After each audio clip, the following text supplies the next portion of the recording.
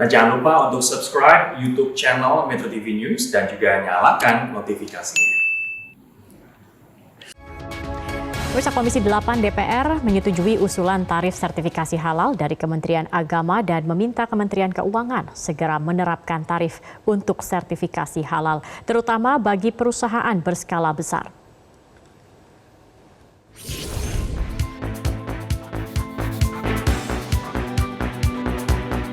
Komisi 8 DPR sepakat mendorong undang-undang tentang jaminan produk halal dilaksanakan secara konsisten. Kementerian Agama diminta membebaskan tarif sertifikasi halal khususnya untuk UMKM. Selain itu, Kementerian Keuangan diminta segera menerapkan tarif untuk sertifikasi halal terutama bagi usaha skala besar. Nah, selama ini kan tarif ditentukan hanya oleh Majelis Ulama. Kami minta Kementerian Keuangan. Kenapa? Karena di dalam undang-undang disebutkan bahwa memang penentuan tarif tersebut ada di Kementerian Keuangan, sehingga dari situ bisa lebih transparan, terbuka, dan jelas nilainya, sehingga bisa jadi itu juga menjadi bagian dari penerimaan negara. Sebelumnya, Kementerian Agama mengusulkan tarif pendaftaran produk dan tarif sertifikasi halal kepada Komisi 8 DPR RI. Di antaranya, gratis untuk tarif pendaftaran produk usaha dalam negeri dengan omset di bawah 1 miliar.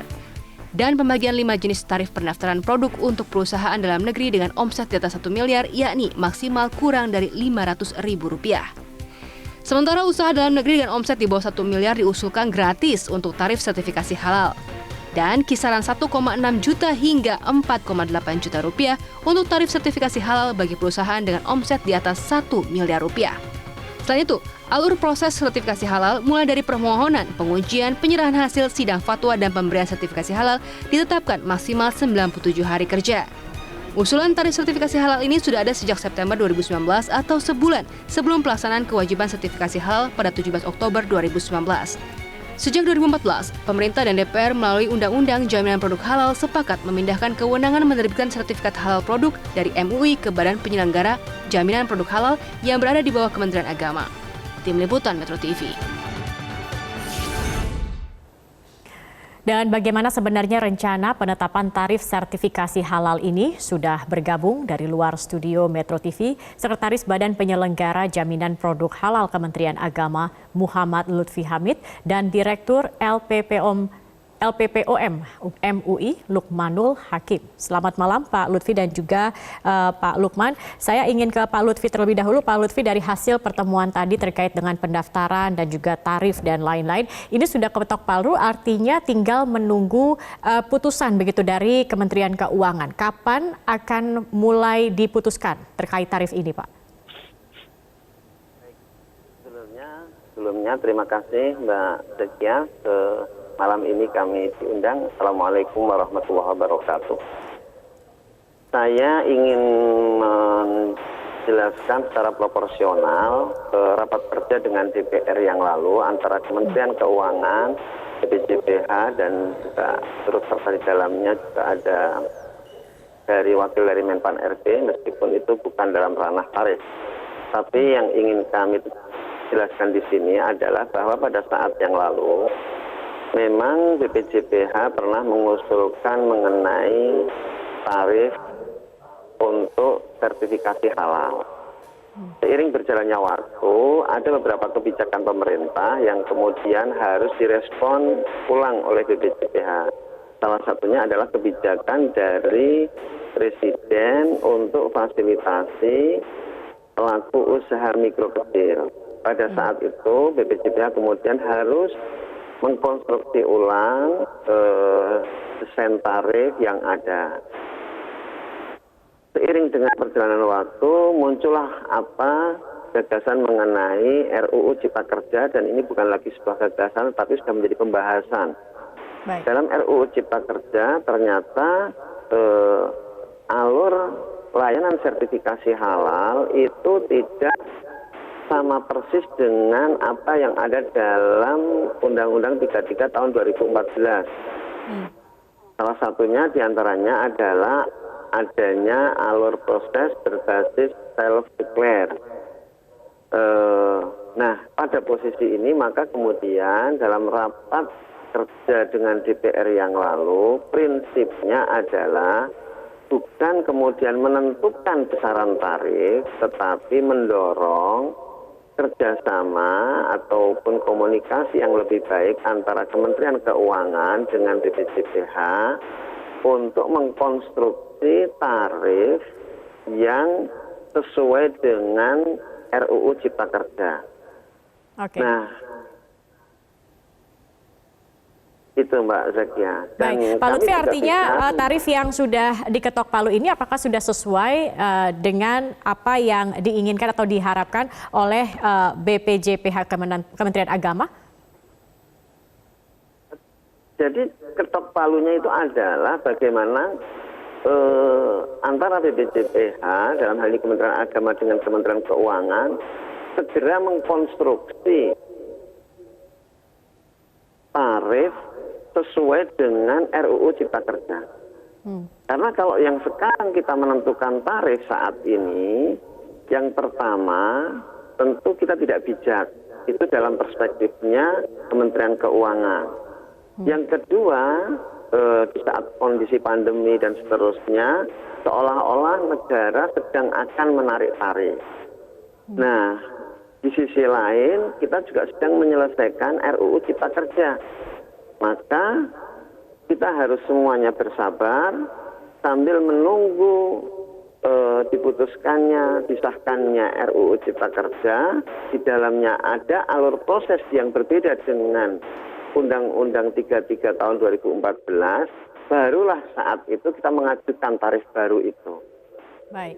Baik, artinya yang sedang beredar 4 golongan ini masih dalam tahap usulan begitu ya, Pak Lutfi ya. Saya ingin ke Pak Lukman. Pak Lukman, dari LPPOM MUI sendiri bagaimana terkait dengan tarif yang dibicarakan antara Komisi 8 dengan Kementerian Agama ini? Apakah memang menurut Anda ini sudah sesuai begitu? Ya, baik, terima kasih Bu Zaskia. Jadi yang pertama, ini kan memang given dari pemerintah dan DPR ya. Barangkali atas pengkajian tersendiri. Cuma kalau saya lihat dari apa yang kami dapatkan melalui berita-berita di media, itu kan ada 2 jenis tarif kalau saya perhatikan secara garis besar. Ya. Pertama adalah tarif pendaftaran, yang kedua adalah tarif sertifikasi. Nah, ini tarif pendaftaran itu yang 300 sampai 400 kan itu. Ada lagi tarif sertifikasi. Kalau pendaftaran artinya kan kalau saya bayangkan itu adalah registrasi ya, registrasi awal gitu. Sementara tarif sertifikasi itu mengikuti sebuah proses. Tidak ada mulai proses, dia kemudian comply to the requirement, pemenuhan kriteria-kriteria secara dokumen, kemudian dia ada on-desk appraisal, ada pemeriksaan di meja, kemudian ada on-site audit, ada audit atau pemeriksaan ke lapangan, kemudian ada fatwa dari Majelis Ulama Indonesia, baru kemudian penerbitan fatwa dan penerbitan sertifikat. Itu adalah proses sertifikasi. Jadi ini yang pertama harus saya jelaskan. Jadi ada komponen-komponen di dalam proses pendaftaran dan komponen sertifikasi itu berbeda. Nah, yang kedua yang saya baca di dalam berita ya, sekali lagi saya belum menerima yang secara resmi. Kalau saya baca dari yang berita yang beredar, itu adalah biaya sertifikasi per produk. Apa yang kami bayangkan, per produk itu adalah misalnya mie instan itu satu produk. Tapi mie snack itu produk yang berbeda. Nah, jadi bukan per perusahaan. Jadi kalau saya lihat itu per produk. Jadi kalau perusahaan itu punya 2 produk, ya katakanlah dia punya produk mie instan dan mie snack, itu kelompok produknya berbeda. Instan dan snack itu berbeda, sehingga dia dikenakan 2 tarif biaya. Nah, ini yang belum jelas ya. Saya baru membaca dari apa yang diberitakan. Kalau mengacu kepada yang diberitakan, ini besar sekali biaya ini. Kalau menurut saya. Karena Pak Lukman, nanti kita coba tanyakan juga ke Pak Lutfi seperti apa nanti ke depannya untuk sertifikasi dan pendaftaran ini. Kita harus jeda dulu, Pak Lukman dan juga Pak Lutfi. Tetap bersama kami pemirsa di Prime Time News. Kami akan kembali usai jeda pariwara berikut ini.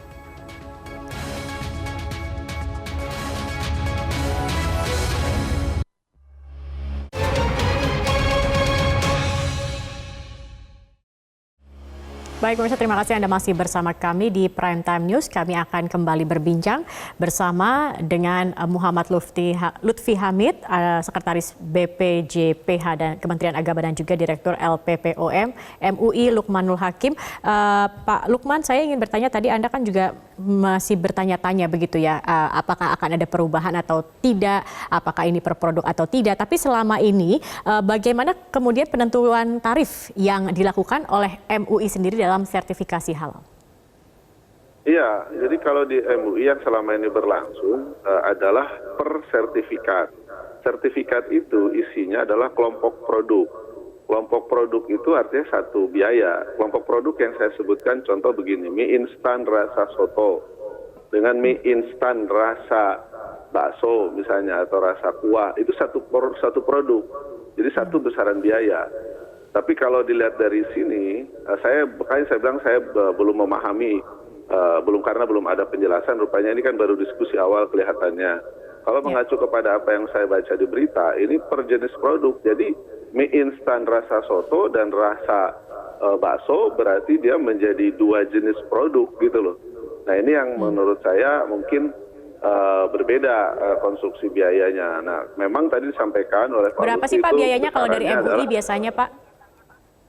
Ya itu kalau per jenis per sertifikat itu sekitar untuk kelompok besar, kalau untuk yang kecil kan 2,5 sampai 5 juta untuk per sertifikat. Artinya tadi bisa berapa jenis produk satu saja, tergantung perusahaannya. Maksimal berapa jenis Pak? Ini enggak, itu tergantung perusahaannya. Kita untuk per perusahaan berarti satu perusahaan mendapatkan satu sertifikat untuk seluruh produknya. Satu jenis untuk seluruh kelompok produk, kita sebut mie instan. Mie instan itu satu kelompok. Nah kalau jenis itu berbeda dengan pengertian saya ya, ini pengertian di dalam pengelompokan produk. Dan itu berlakunya untuk berapa lama Pak Lukman? 2 tahun, berlakunya untuk selama ini 2 tahun. Baik. Iya, gitu. Baik, Pak Lutfi, kalau tadi pembicaraan dengan Komisi 8 begitu, apakah nanti ada juga penyesuaian atau sesuatu yang berubah begitu dari sertifikasi ataupun juga pendaftaran sebelumnya terkait dengan sertifikasi halal ini sendiri? Ya ada, tentu saja ada, karena bagaimana misalnya pasal 4A dalam RUU Cipta Kerja itu kita menggunakan konsep self-declare, yaitu bagi pelaku usaha yang tidak memiliki resiko atau mempunyai resiko rendah, itu cukup dia melakukan pengakuan bahwa produknya halal gitu. Jadi tidak perlu lagi ada pemeriksaan, tidak perlu ada lagi pengujian, tidak ada pemeriksaan, tidak ada pengawasan. Ada pengawasan, soalnya bukan pada nanti kalau low risk atau resiko rendah atau tidak ada resiko, itu pelaku usaha boleh melakukan pernyataan bahwa produk kami itu halal. Gitu. Seperti apa produknya Pak untuk yang risiko rendah ini? Contoh misalnya pedagang keripik pisang.